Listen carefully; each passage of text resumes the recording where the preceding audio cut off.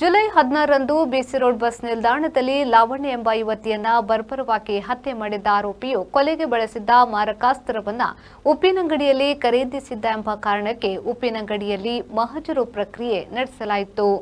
ಲಾವಣ್ಯಳನ್ನ ಕೊಲೆಗೈಯುವ ಬಗ್ಗೆ ಪೂರ್ವ ಯೋಜನೆಯನ್ನ ರೂಪಿಸಿದ್ದ ಎನ್ನಲಾಗಿದ್ದು, ಇದಕ್ಕೆ ಪೂರಕವಾಗಿ ಜುಲೈ 15ರಂದೇ ಉಪ್ಪಿನಂಗಡಿಗೆ ಆಗಮಿಸಿ ಅಲ್ಲಿ ಕೃಷಿ ಸಲಕರಣೆಗಳ ಮಾರಾಟ ಮಳಿಗೆಗೆ ಭೇಟಿ ನೀಡಿದ್ದ.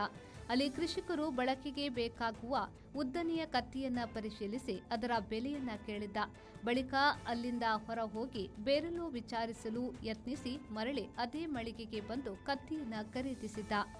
ಕಾಗದದಿಂದ ಸುತ್ತುವರೆದು ಪ್ಯಾಕ್ ಮಾಡಲಾದ ಕತ್ತಿಯನ್ನ ಅಲ್ಲೇ ಸ್ವಲ್ಪ ಹೊತ್ತು ಇರಿಸಿ ಹೊರ ಹೋದಾತ ಬಳಿಕ ಬಂದು ಕತ್ತಿಯನ್ನ ಪಡೆದುಕೊಂಡು ಹೋಗಿರುವ ದೃಶ್ಯಾವಳಿಗಳು ಸಿಸಿ ಕ್ಯಾಮೆರಾದ ಸಂಗ್ರಹದಲ್ಲಿ ಗೋಚರಿಸಿದೆ. ಈ ಬಗ್ಗೆ ತನಿಖಾಧಿಕಾರಿಗಳು ಆರೋಪಿ ಚೇತನ್ನ ಮುಖವನ್ನ ಕಪ್ಪು ಬಟ್ಟೆಯಿಂದ ಮರೆಮಾಚಿ ಸ್ಥಳಕ್ಕೆ ಕರೆತಂದಿದ್ದು ಮಹಜರು ಪ್ರಕ್ರಿಯೆಯನ್ನ ನಡೆಸಿದರು ಎಂದು ತಿಳಿದು ಬಂದಿದೆ.